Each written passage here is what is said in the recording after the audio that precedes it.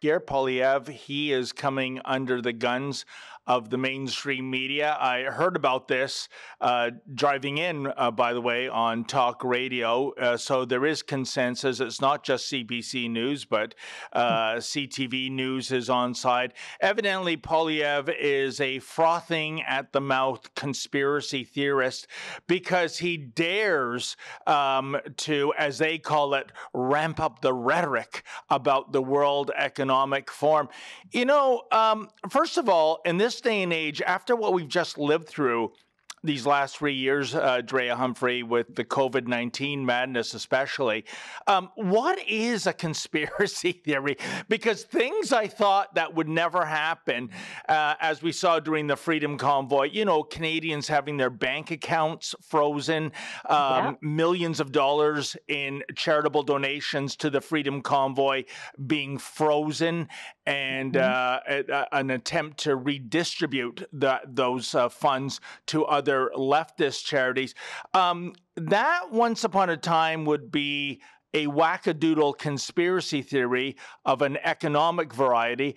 So when Pierre Poilievre speaks out against the World Economic Forum, if the World Economic Forum, you know, to answer the apologists, if it's such a nothing burger, if they don't influence government policy, and I think it's safe to say that they do, and it's really egregious because this is a non-elected, unaccountable body, then why do we have the World Economic Forum in the first place? I mean, I'm getting tired actually, it's perversely amusing, Drea, but, you know, the likes of Klaus Schwab, the head honcho at WEF, saying things like, give up your cars, meanwhile, he's getting a limousine ride to the restaurant. Oh, and the restaurant isn't serving up crickets and mealworms, which Close wants us to eat. It's filet mignon. So I think the mainstream media should focus on exposing these phony hypocrites that think they're better than us and preach, do as I say, not as I do. I think Pierre Poilievre is bang on. And I can tell you this, as much as the mainstream media, Drea, is in a real fuss about this, you can ask independent candidates when they're out doing their barbecues, when they're out on the hustings, people do come up to them and say, why are we linked into this World Economic Forum nonsense? That is happening. So this so-called conspiracy theory, it's getting a lot of mainstream traction, I would suggest. Well, it's funny you say that because the first thing I notice is that even in CBC's headline, it literally calls them mainstream conspiracy theories. So they're acknowledging that this is just what the general public believes, maybe the silent majority. So even now they know that these are mainstream conspiracy theories. And you're right, it's just what comes true. I mean, you listed some of them, but what about, you know, people were scared of being forced into some sort of camp, and we had COVID hotels, COVID jails. We saw that happen. And even vaccine mandates were a conspiracy theory. Out here in BC, our provincial health officer said they would be too divisive. They would never do it. I know other premiers did the same lie. So yeah, I think there's a saying, it says, what's the difference between truth and conspiracy theories? And I think it's about 6 months or something like that, which is pretty on. But yeah, lower down in that article, something else that's really funny about, state CBC media. It says Conservative leader Pierre Poilievre has been hitting the summer barbecue circuit with ramped up rhetoric about debunked claims that the World Economic Forum is attempting to impose its agenda on sovereign governments. But note, they have no hyperlink on debunked claims. They just say it. They just say that it's debunked claims. They provide literally no evidence of it being a debunked claim. I mean, king of the WEF himself, Klaus Schwab, even has taken pride in penetrating our cabinet. That's his own words. Yep. He's so proud of our Prime Minister Trudeau. So no, it's not a conspiracy theory, hence why they can't support such a comment. This is totally just propaganda. And then again, same thing here. The next paragraph, it says some experts suggest. Who are the experts? Who are these experts? Oh. You're like, they're literally just writing things without anything to back what they're saying. So some experts suggest another sign that some conspiracy theories are moving from the fringes of the internet to mainstream thinking as people's distrust of the government grows. Yeah, you should get a hint. There is a reason why Pierre Poilievre at his rallies, he gets the biggest cheers for two things. Number one is defunding the CBC, so you can see why they're happy to throw him under the bus. But number two is when he says, and it's written in here, the promise that he will not allow any of his ministers to be a part of the WEF and to even go to Davos. So they're pointing that out there too in this article. You know what? I think that speaks to what the base wants. And by the way, Drea, that is brilliant of you. It went over my head, but you adroitly pointed it out. Mainstream conspiracy theory. Isn't that an oxymoron? Because conspiracy theory, by their nature, it is something embraced by a fringe minority. Or do we have two categories of conspiracy theories in Canada? The WEF influencing on local political decisions, that's a mainstream conspiracy theory. And a fringe conspiracy theory, that would be, oh, I don't know, we landed on the moon in 1969. I mean, and there's a medium, I guess, conspiracy theory that would be, I guess, everything to do with 9/11, perhaps. But by that very statement, it just doesn't make sense to me. So, good for you for pointing that out. And also, you are 100% bang on. The ulterior motive here by the CBC, and by the way, what sloppy journalism, as you said, experts say, which experts? Oh, just trust us. I guess there was a custodian behind the building. He said something in passing. Right? But the CBC, it has a big target on its back. I have been to several Pierre Poilievre rallies and Maxime Bernier, because, you could argue that Pierre Poilievre stole this plank from the People's Party of Canada.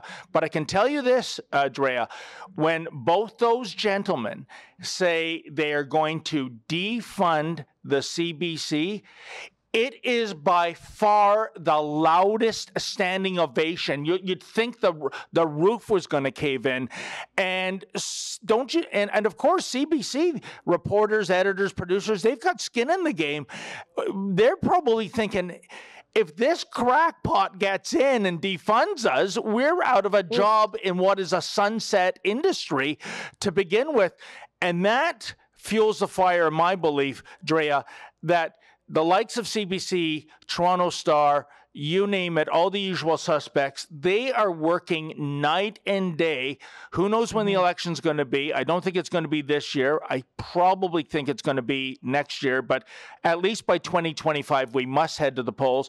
And they are turning over every rock. They're going to high schools and looking at yearbooks that Pierre Poilievre might have been mentioned in. They are looking for anything scandalous to throw at the leader of the Conservative Party of Canada. I truly believe that. Drea, do you think they'll come up as something as scandalous as, I don't know, remember back in 2019 when they found out that, Andrew Scheer was selling life insurance without a full brokerage license? Oh, merciful God in heaven, you can't be serious. What about blackface? Oh, no, never mind that. Never mind, nothing to see there. They are just shameless, Drea. Absolutely. The list goes on. And of course, there's more chiming in there. I think we have an MP, Anthony Housefather, who came out to Twitter. He had a statement there. I'm just trying to find it now, of course. I don't know what I do when I get so excited when it's on the screen. Thank you. Great team behind the camera here. There is nothing more dangerous in a democracy than a politician who seeks to demonize and delegitimize the media. Okay, I'm sorry. Are you talking about Trudeau here or what? Because we've seen how he treats independent media. But he continues, totally fine to challenge the premise of claims in a story you don't agree with. But going beyond that and attacking an entire legitimate news service is Trump-like. Oh, and even got a Trump play in there. Well, my goodness. Well, Anthony Housefeathers, I mean, that's a little rich, isn't it, Drea? Talk about demonizing and delegitimizing media. You mean like what Blackface did to Rebel News in 2019 and 2021 when we had to go to federal court, our one lawyer against, I don't know if it was 5 or 7 government lawyers, Drea, to get ourselves into the parliamentary press debates, which we did successfully. And what happened in 2021, both Justin Trudeau and his new best boyfriend, Jagmeet Singh, simply saying, when our journalists got a chance to ask a question, I'm not going to answer because I don't recognize you as legitimate media. How dare you? This is not Rebel News saying we're legitimate media. This is a federal court twice saying that we are legitimate. So you weren't giving them the middle finger to our reporters. You were giving the middle finger to Canadians from coast to coast to coast, because those were valid, good questions that were worthy of answers, and questions, by the way, that the mainstream stenographers, the trained SEALs and the MSM aren't going to ask. And you blow us off like that? That is fitting into demonizing and delegitimizing media, wouldn't you say, Drea? Oh, absolutely. And I don't know if we covered this because there was so much to cover about that the last time he tried to keep us out of the election debate. But they also changed the rules last second once we had the court order to get in, and we had, I think, 11 journalists were allowed either virtually or in there. They stopped follow-up questions, if you remember.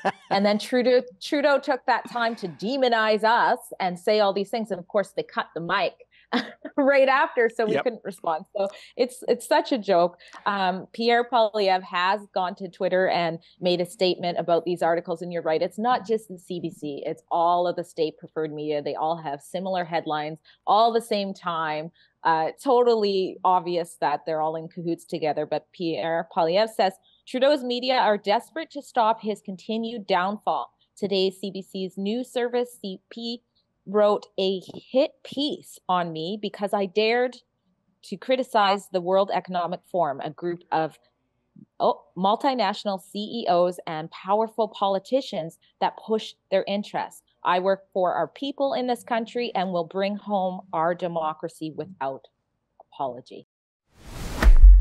Hey folks, that was a clip from the daily live stream. I co-host it Monday to Thursday from 1 p.m. to 2 p.m. Eastern Standard Time. The Alberta team takes over on Friday. Please tune in. And by the way, we want to hear your 2 cents worth.